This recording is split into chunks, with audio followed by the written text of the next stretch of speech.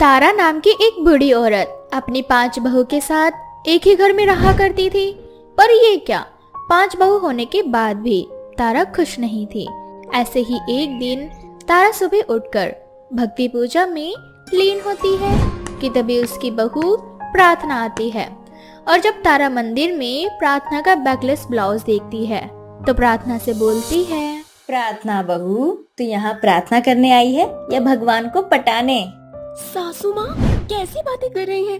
अब मैं घर के मंदिर में आई हूँ, आपके साथ पूजा में खड़ी हूँ, तो जाहिर सी बात है ना कि मैं यहाँ भगवान से प्रार्थना करने आई हूँ कि आपको जल्द ही सद्बुद्धि मिल सके। मेरा मतलब है सद्बुद्धि मिल सके। तेरा क्या मतलब है वो सब मैं अच्छे से समझ रही हूँ। चल अब आरती का समय हो चुका है, आरती कर। और मेरी वो चारों बेशरम बहुएं कहाँ हैं? अब तक यहाँ आरती में नहीं आई। कहने को तो इनका नाम आरती, प्रार्थना, भक्ति, पूजा, भावना, ये सारे इनके नाम हैं, लेकिन इनके अंदर पूजा, प्रार्थना, भक्ति, भावना ये सारी चीजें छोड़कर सिर्फ और सिर्फ बेशरम पंक्ति भरी पड़ी है। क्योंकि तारा पुराने ख्यालातों वाली सास थी और उसकी उम्र भी हो चली थी, इसलिए तारा हर छोटी छोटी बात पर अपनी बहुओं पर नाराज हो जाया करती। तारा के हिसाब से छोटे कपड़े या पार्टी करना, घर से बहुओं का बाहर जाना, ये सब कुछ एक बेशर्मी थी। पर बेचारी तारा करती भी तो क्या, बूढ़ी होने की वजह से वह अपनी बहुओं पर अपनी नहीं चला पाती थी। अब जैसे ही तारा आरती करनी शुरू करती है कि तभी वहाँ उसकी चारों बहुएं आ जाती है और आरती आते ही फोन में रोक भजन चला देती है। अरे ओ बेशरम आरती बहू, कम से कम अपनी ना सही लेकिन अपने नाम की तो इज्जत कर ले। मुझे मुंह से आरती करने की आदत है भगवान की। आरती उतारने के लिए मुझे तेरे फोन या फिर तेरे इस रॉक भजन की जरूरत नहीं है, इसीलिए चुपचाप मुंह बंद कर ले। क्या माँ जी, आप हर समय हम पांचों पर गुस्सा होती रहती हैं और हम पांचों को बेशरम बेशरम बोलती रहती हैं। पूजा का समय हो गया है, आप पूजा पर ध्यान दीजिए ना। मेरा मतलब है भगवान की पूजा पर, मुझ पर नहीं। पूजा बहू, मेरा पूरा ध्यान भगवान की पूजा पर ही रहता है, तेरी तरह नहीं कि लोगों की अटेंशन पाने के लिए हीरोइन बनकर उनके सामने आ जाऊं। माँ जी, आप शायद ये भूल रही हैं, मैं एक मॉडल हूँ और पहले से ही मेरे कई सारे फैंस हैं। हाँ माँ जी, पूजा दीदी बिल्कुल सही कह रही हैं। उनमें से मैं भी एक फैन हूँ उनकी। जब मुझे पता चला कि मैं पूजा दीदी की देवरानी बनने जा रही हूँ, तब तो मेरी खुशी का कोई ठिकाना ही नहीं था। क्यों नहीं भावना बहू, पूजा बहू को देखकर तेरी सारी भावनाएं निकल गई होंगी, इंस्टाग्राम की जैसे पोस्ट निकलती है। इस तरह से तारा अपनी 5 बहुओं को सुनाकर पूजा करने चली जाती है। ऐसे ही कुछ दिन बीत जाते हैं और घर में तारा कीर्तन रखवाती है। कीर्तन में गली की सारी औरतें आती है। गली की सारी औरतें तारा की बहुओं को देखती है। तारा की किसी बहू ने बैकलेस ब्लाउज पहना था, तो किसी ने स्लीवलेस सूट, तो किसी ने क्रॉप टॉप और स्कर्ट, तो किसी ने जीन्स। तारा की बहुओं का ये रूप देख गली की औरतें तारा पर हंसने लगती है और उसमें से एक औरत तारा से बोलती है, तारा बहन, तुम सही बोलती हो। तुम्हारी 5 बहू बेशर्म हैं।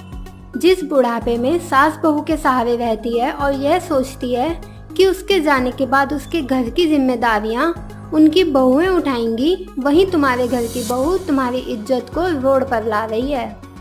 सही कह रही हो बहन तुम, पर तारा बहन अब कर भी क्या सकती है। उम्र हो चली है और 5 बेटे विदेश में कमाई कर रहे हैं, उनको क्या फर्क पड़ता है, उनकी बीवी कोई भी गुल खिलाए। आंटी जी, आप हमारी गली की हैं, कीर्तन में आई हैं, इसलिए हम आपको थोड़ी इज्जत देकर बोल रहे हैं। आपकी जगह कोई और होता तो प्यार से नहीं समझाते। और ये ताने ना अपनी बहू को जाकर देना। और रही माँ जी की बात, तो वो हमें बेशरम बोले, नालायक बोले, वो हमारी सास है, हमें कुछ भी बोल सकती है। सही कह रही हो प्रार्थना दीदी। और आंटी जी, आप कीर्तन के लिए आई हैं तो कीर्तन कीजिए ना, हमारे कपड़े क्यों उतार रही हो? और आप तो वही हो ना जिनकी बहू अभी कुछ दिन पहले भाग गई है, पर वो तो घूंघट में रहा करती थी ना। तारा की बहुओं की बात सुनकर कीर्तन में आई सभी औरतों का मुंह बंद हो जाता है और वो सभी चुपचाप कीर्तन करने लगती है। ऐसे ही कुछ दिन बीत जाते हैं और एक दिन तारा की तबीयत खराब हो जाती है, जिस वजह से तारा अपने कमरे में आराम कर रही होती है और तारा की 5 बहुएं घर का काम। तभी अरविंद नाम का एक व्यक्ति तारा के घर आता है और तारा की पांचों बहुओं को काम करता देख उनसे बोलता है। क्या बात है, आज तारा बहन की पांचों बेशर्म बहुएं काम कर रही हैं। खैर ये देखकर अच्छा लगा, पर अगर तुम पांचों अपना ओढ़ावा पहनावा थोड़ा ठीक कर लेती तो देखने में थोड़ी संस्कारी बन जाती। अंकल जी, आपको ना औरत होना चाहिए था, क्योंकि जिस तरह की आपकी हरकतें हैं ना, ऐसी हरकतें औरतों की होती हैं। हम ये कहना चाहते हैं कि आपको हम पांचों को बेशरम कहना शोभा नहीं देता, क्योंकि आप खुद बेशरम है। अरे पूरा मोहल्ला जानता है इस बुढ़ापे में आपने तीसरी शादी की है। और एक बात, कपड़ों से कभी किसी को जज नहीं करना चाहिए कि वो बेशरम है या संस्कारी।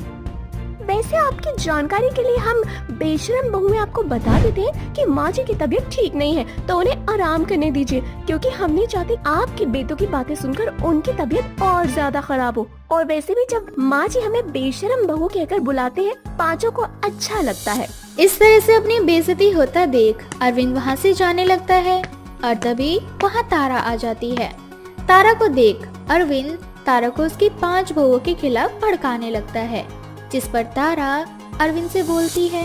भाई साहब, मैं अच्छे से जानती हूँ कि आप यहाँ पैसों के लिए आए हैं, और हाँ, मैं कल आके आपको आपके पैसे दे जाऊंगी। और एक बात हमेशा याद रखना, मैं अपनी पांचों बेशरम बहुओं से बहुत प्यार करती हूँ, और मेरी बहुओं को बेशरम कहने का हक सिर्फ और सिर्फ मेरा है, ना कि आपका। और आपने मुझे बहुत ही ज्यादा भड़का लिया मेरी बहुओं के खिलाफ जाकर।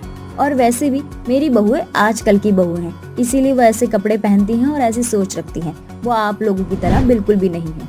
आज पहली बार तारा ने अपनी बहुओं की तारीफ करी थी। ये देखकर तारा की 5 बहुओं को बहुत अच्छा लगता है, जिसके बाद तारा को भी अपनी गलती का एहसास होता है और उसे समझ आ जाता है कि इंसान को समय के साथ बदलते रहना चाहिए।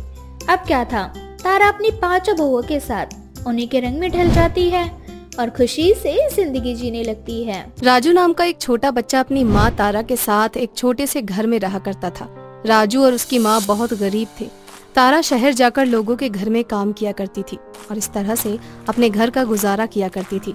राजू को चित्रकारी करना बहुत पसंद था। वह स्कूल जाना चाहता था, पढ़ना लिखना चाहता था, परंतु उसके पास इतने पैसे नहीं थे कि वो स्कूल जा सके।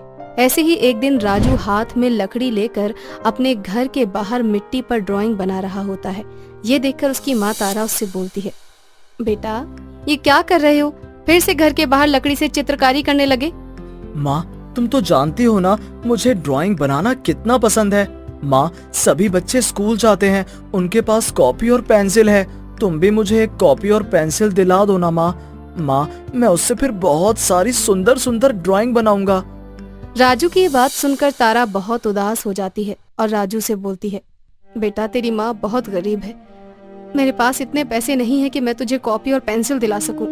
अपनी माँ का उतरा हुआ चेहरा देखकर राजू अपनी माँ से बोलता है, माँ तुम दुखी मत हो, क्या हुआ अगर हम अमीर नहीं है तो? अच्छा माँ, मुझे बहुत भूख लगी है, कुछ खाने को दे दो। इतना बोलकर राजू अपनी माँ के गले लग जाता है और अंदर घर में जाता है, जहाँ तारा राजू को रोटी और प्याज खाने को देती है। रोटी और प्याज खाने के बाद राजू सो जाता है। हमेशा की तरह तारा अगले दिन गांव से बाहर शहर में जाती है, परंतु जब वो शाम को घर आती है तो उसका एक्सीडेंट हो जाता है, जिसमें राजू की माँ उसे छोड़कर हमेशा हमेशा के लिए चली जाती है। अब बेचारा राजू अनाथ हो जाता है। उसकी माँ के जाने के बाद कोई भी उसके पास नहीं आता, ना ही उससे बात किया करता। ऐसे ही एक दिन राजू उदास जंगल में बैठा होता है और एक छोटी सी लकड़ी लेकर जमीन पर चित्रकारी कर रहा होता है। तभी उसके पास 2 परियां इंसानी रूप लेकर आती हैं और राजू की ड्राइंग देखकर उससे बोलती हैं, अरे वाह बेटा, तुम तो बहुत ही अच्छी ड्राइंग बनाते हो। तुमने ये ड्राइंग बनानी कहाँ से सीखी? किसी से नहीं, मैं अपने आप ही ये चित्रकारी करता हूँ। मुझे चित्रकारी करना बहुत पसंद है और मेरी माँ हमेशा मुझे बोलती थी कि मेरी जैसी चित्रकारी कोई नहीं कर सकता। इतना बोलकर राजू रोने लगता है और अपनी माँ को याद करता है। तभी दूसरी परी उसे रोता देख उससे बोलती है, क्या हुआ राजू, तुम अपनी माँ के बारे में बताते बताते इस तरह रोने क्यों लगे? मैं अपनी माँ से बहुत प्यार करता था, परंतु अब मेरी माँ इस दुनिया में नहीं है। जब से मेरी माँ गई है तब से मैं बिल्कुल अकेला हो गया हूँ। मैं कभी जंगल से फल तोड़कर खाता हूँ तो कभी लोगों के सामने हाथ फैलाता हूँ। जब तक मेरी माँ थी तब तक मैं कितना खुश था। राजू की बात सुनकर वो दोनों परियां अपने असली रूप में आ जाती हैं और एक परी राजू को एक पेंसिल देते हुए कहती है, राजू हम दोनों कोई साधारण इंसान नहीं बल्कि एक परी हैं। हमें ये जादुई पेंसिल दी गई थी और हमसे कहा गया था कि हम इस जादुई पेंसिल के सही हकदार तक इस जादुई पेंसिल को पहुंचाएं। बस इसीलिए हम दोनों ने इंसान रूप लिया और पृथ्वी लोक पर आकर हम ऐसे व्यक्ति को ढूंढने लगे जिसकी चित्रकारी अद्भुत हो। और देखो राजू, इतनी मेहनत करने के बाद आखिर हमें तुम मिले। तुम इस जादुई पेंसिल के असली हकदार हो। तुम जादुई पेंसिल से जो कुछ बनाओगे वो तुम्हें मिल जाएगा, परंतु एक बात याद रखना, ये जादुई पेंसिल सिर्फ तुम्हारे इशारे पर ही चल पाएगी। तुम्हारे अलावा किसी और ने इस पेंसिल का प्रयोग किया तो वो साधारण पेंसिल की ही तरह काम करेगी। साथ ही साथ अगर तुमने कभी लालच किया या अपने स्वार्थ के बारे में सोचा तो ये जादुई पेंसिल जलकर राख हो जाएगी। उन दोनों परियों की बात सुनकर राजू बहुत खुश होता है, जिसके बाद वो खुश होकर उन दोनों परियों से बोलता है, अगर इस जादुई पेंसिल से अगर मैं अपनी माँ को बनाऊंगा तो क्या मेरी माँ जीवित हो जाएगी? राजू की ये बात सुनकर दोनों परियों को बहुत दुख होता है और वो बड़ी ही दुखी के साथ राजू से बोलती हैं, राजू, इस जादुई पेंसिल की मदद से तुम सभी इंसान को अपना बना सकते हो, अपने जैसे गरीब लोगों की मदद कर सकते हो, परंतु तुम इस जादुई पेंसिल से अपनी माँ को जीवित नहीं कर सकते। पर हाँ, तुम जब भी हमें याद करोगे हम तुम्हारी मदद के लिए आ जाएंगे। अब वो दोनों परी राजू को जादुई पेंसिल देकर वहाँ से गायब हो जाती हैं, जिसके बाद राजू उस पेंसिल को लेकर गांव के अंदर जाता है, जहाँ वो देखता है कि एक गरीब बूढ़ा व्यक्ति अपनी पीठ पर भारी भरकम बोरी उठाकर कहीं जा रहा होता है। गरीब बूढ़े व्यक्ति की ये दशा देखकर राजू उस व्यक्ति से बोलता है, बाबा, आप इस उम्र में भी इतनी भारी भारी बोरियां उठाकर ले जा रहे हैं। आप 2 मिनट रुकें, मैं आपकी सहायता कर देता हूँ। इतना बोलकर राजू एक बैलगाड़ी बनाता है और वो बैलगाड़ी हकीकत में वहाँ प्रकट हो जाती है, जिसके बाद वो बूढ़ा व्यक्ति उस बैलगाड़ी पर अपने सारे सामान को रख देता है और राजू से बोलता है, राजू बेटा, तुम्हारा बहुत बहुत धन्यवाद, परंतु तुमने ये चमत्कार कैसे किया? जिसके बाद राजू उस व्यक्ति को अपनी जादुई पेंसिल के बारे में बताता है। इसी तरह से राजू सभी गरीब व्यक्तियों की मदद करता है और राजू की जादुई पेंसिल के बारे में गांव में हर एक व्यक्ति को पता चल जाता है। अब जिसको भी जरूरत पड़ती वो राजू के पास आ जाता और राजू अपनी जादुई पेंसिल की मदद से उन सभी लोगों की मदद करता। परंतु ऐसे ही एक दिन पिंकू नाम का एक बदमाश बच्चा राजू की जादुई पेंसिल चोरी कर लेता है और पेंसिल को राजा के पास ले जाकर उसे बेच देता है। परंतु राजा जब वो पेंसिल लेता है और उसे एक चित्रकार को देकर जब उसकी चित्रकारी करवाता है तो वो एक साधारण पेंसिल की तरह काम करने लगती है, जिससे राजा को बहुत गुस्सा आता है और वो पिंकू को अपने राज दरबार में बुलाता है। दुष्ट बालक, तुमने हमसे गद्दारी करी, तुम्हें इसकी सजा जरूर मिलेगी। महाराजा, मैंने आपके साथ कोई गद्दारी नहीं की। आपके साथ गद्दारी करने वाला तो राजू है। अगर आपको सजा ही देनी है तो आप राजू को दीजिए, क्योंकि वो ही बोलता है ये उसकी जादुई पेंसिल है।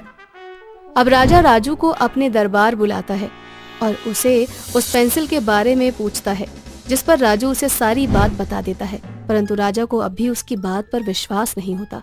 जिसके बाद राजा राजू को जादुई पेंसिल देता है और उससे खूब सारे सोने चांदी के जवाहरात बनवाने को कहता है। परंतु राजू बहुत होशियार था। वो राजा की आज्ञा का पालन न करके उन 2 परियों का चित्र बनाता है, जिसके बाद वो दोनों परियां वहां पर प्रकट हो जाती हैं और सारी बात राजा को बताती हैं। राजा साहब, राजू एक निर्दोष बालक है और इस जादुई पेंसिल का असली हकदार भी इस जादुई पेंसिल का इस्तेमाल राजू के अलावा और कोई भी नहीं कर सकता। बस यही कारण है कि जब ये पेंसिल पिंकू और आपके हाथ लगी तो इस जादुई पेंसिल ने अपना जादू नहीं दिखाया, परंतु जब यही पेंसिल राजू के हाथ लगी तो राजू ने सोना चांदी ना बनाकर मुझे बनाया और मैं यहाँ आ गई। राजा साहब, आपके राज दरबार में पहले से ही सोने चांदी की कमी नहीं है। यदि आप और अधिक लालच करेंगे तो शायद आपको आपकी लालच का बुरा परिणाम भी भुगतना पड़ सकता है। इसीलिए आपकी भलाई इसी में होगी कि आप राजू को उसकी जादुई पेंसिल दे दें और यहाँ से जाने दें। इसके बाद राजा को अपनी गलती का एहसास हो जाता है और वो राजू को छोड़ देता है। जिसके बाद राजू भी इसी तरह से पूरे गांव वालों की मदद करता है और सभी लोग राजू से बहुत प्यार करने लगते हैं। इस तरह से गरीब अनाथ राजू सबका चहेता बन जाता है। दीपा अपनी सास शीला, पति प्रदीप और छोटी बेटी नीलम के साथ रहा करती थी। दीपा और उसका परिवार बहुत गरीब था। यदि एक दिन प्रदीप मजदूरी नहीं करता तो उनके घर में चूल्हा भी नहीं जलता। ऐसे ही एक दिन प्रदीप बुखार से तपता हुआ घर आता है और दीपा से बोलता है, दीपा, मेरे सर में बहुत दर्द हो रहा है और तबीयत कुछ ठीक नहीं लग रही। अब दीपा प्रदीप का सर छूकर देखती है और प्रदीप से बोलती है, आपको तो बहुत तेज बुखार है। मैंने आपसे पहले ही कहा था कि आपकी तबीयत ठीक नहीं है, कुछ दिन घर में आराम कर लीजिए, पर आप है जो मेरी सुनते ही नहीं है।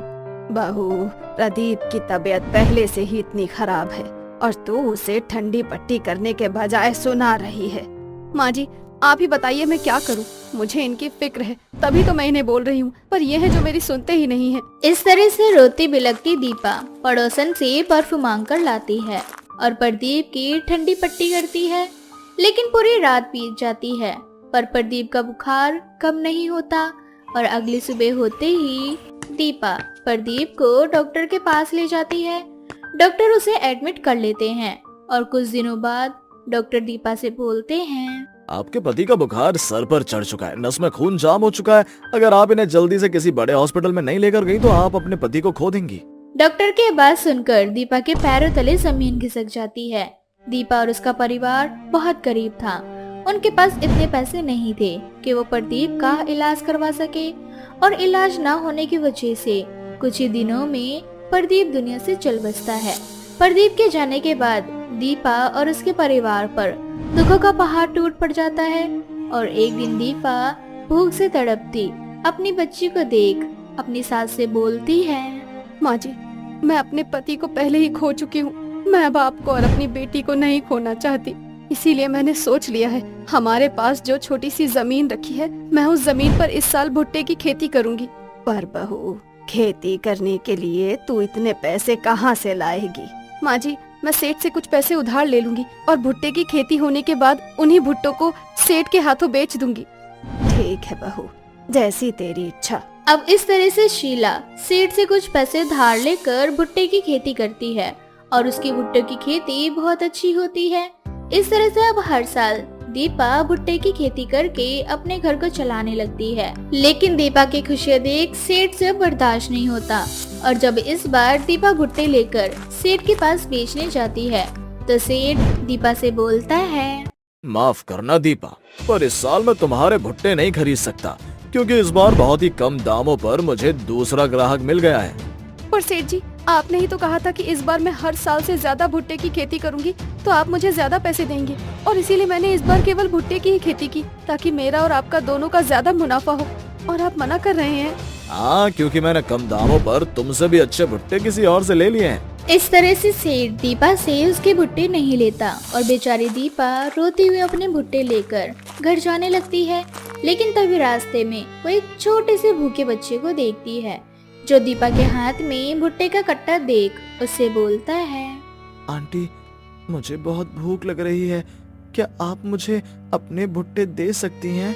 क्यों नहीं बेटा, तुम जितने चाहो उतने भुट्टे ले सकते हो, पर तुम इन भुट्टों को खाओगे कैसे? तुम्हारे घर पर तुम्हारी माँ या कोई बड़ा है? मेरा इस दुनिया में कोई नहीं है और मैं भीख मांगकर अपना पेट भरता हूँ। उस बच्चे की बात सुनकर दीपा को उस बच्चे पर दया आती है और वो उस बच्चे को अपने साथ अपने घर ले जाती है और अपनी बेटी की तरह उसे अपने हाथों से खाना खिलाती है। दीपा की ममता देखकर वो बच्चा एक देवी में प्रकट हो जाता है और देवी दीपा से बोलती है, दीपा, मैं देवी अन्नपूर्णा हूँ जो किसी को भूखे नहीं सोने देती, और आज तुमने मेरी भूख शांत करी है, इसीलिए मैं तुम्हें एक जादुई मशीन दे रही हूँ। ये भुट्टे की जादुई मशीन है।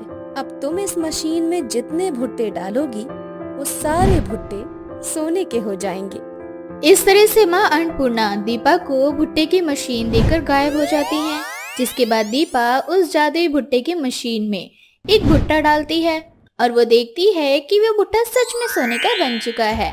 अब क्या था, अब दीपा जादुई भुट्टे की मशीन से कुछ भुट्टों को सोने का बना लेती है और उन्हें बेचकर उनसे मिले पैसों से सबसे पहले अपने घर की आर्थिक स्थिति ठीक करती है और देखते ही देखते पहजल दीपा एक छोटे घर से बड़ा घर बना लेती है और अपनी बेटी को बहुत अच्छे स्कूल में पढ़ाने लगती है। अब दीपा के पास वो सारी सुख सुविधाएं थी जो सेठ के पास भी नहीं थी। दीपा की सफलता देख सेठ खुद से बोलता है, गरीब विधवा दीपा जो मेरी बदौलत अपना घर चला पा रही थी, इतनी अमीर कैसे हो गई? आज उसके पास वो सारी सुख सुविधाएं हैं जो मेरे पास भी नहीं है। इतना सोचकर सेठ दीपा के घर जाता है और दीपा के ऊपर नजर रखने लगता है। इस बात से अनजान दीपा जादुई भुट्टे की मशीन में भुट्टे डालने लगती है और वो सारे साधारण भुट्टे सोने के भुट्टे में तब्दील हो जाते हैं। ये देख सेठ खुद से बोलता है, तो ये है वो जादुई भुट्टे की मशीन जिसके जरिए ये गरीब दीपा आज करोड़पति बनी है। पर कोई बात नहीं सेठ, अब ये मशीन तेरी होगी और तू अमीर से अरबपति बन जाएगा। इस तरह से सेठ ख्याली पुलाव पकाने लगता है और खुली आंखों से सपना देखता है कि जादुई भुट्टे की मशीन उसके पास है और वो उस मशीन में जो कुछ डाल रहा है वो सब कुछ सोने का बनकर निकल रहा है। ये सपना देखकर अब सेठ रात होने का इंतजार करता है और रात होते ही वो दीपा के घर से जादुई भुट्टे की मशीन को चुरा लाता है। अगली सुबह जब शीला देखती है कि उनकी जादुई भुट्टे की मशीन गायब है तो शीला दीपा से बोलती है, बहू, माँ अन्नपूर्णा ने जो हमें जादुई भुट्टे की मशीन दी थी वो गायब हो चुकी है। बहू, अगर वो मशीन किसी गलत इंसान के हाथ लग गई तो ना जाने वो मशीन का क्या उपयोग करेगा। माँ जी, वो जादुई भुट्टे की मशीन हमें माता अन्नपूर्णा ने दी थी, इसीलिए कोई भी दुष्ट व्यक्ति उस मशीन का उपयोग नहीं कर सकता। अगर वो मशीन किसी गलत शख्स के हाथों में होगी तो बहुत जल्द हमें हमारी मशीन मिल जाएगी। इस तरह से दीपा बेफिक्र हो जाती है। तो वहीं दूसरी ओर सेठ जादुई भुट्टे की मशीन में कभी भुट्टा तो कभी चावल और कभी गेहूं डालता है, ये सोच कर कि उस मशीन में डाला हुआ हर चीज सोने का बनकर निकलेगा। लेकिन उस मशीन में जो कुछ जाता वो बाहर ही नहीं आता। ये देख सेठ खुद से बोलता है, अरे ये क्या, मैंने तो खुद अपनी आंखों से देखा था। जब वो गरीब दीपा इसमें भुट्टे डाल रही थी तो वो भुट्टे सोने के बनकर निकल रहे थे, फिर मेरा डाला हुआ कोई सामान सोना बनकर क्यों नहीं निकल रहा। ये सोचकर सेठ मशीन को पटकने लगता है और मशीन फुटबॉल की तरह हवा में उड़कर सेठ को पीटने लगती है। और जब सेठ को काफी चोट लग जाती है तो मशीन अपने आप दीपा के पास पहुंच जाती है। ये देखकर शीला को दीपा के बात पर विश्वास हो जाता है। तो वहीं दूसरी ओर सेठ को अपनी गलती का एहसास और खुद से बोलता है, जान छोटी उस मशीन से, अच्छा हुआ जो वो मशीन अपने आप यहाँ से गायब हो गई, वरना मैं खुद उस मशीन को दीपा के घर छोड़कर आता। इस तरह से सेठ फिर कभी लालच नहीं करता। तो वहीं दूसरी ओर दीपा अपनी सास और बेटी के साथ मिलकर जादुई भुट्टे की मशीन के जरिए गरीब लोगों की मदद करती हैं।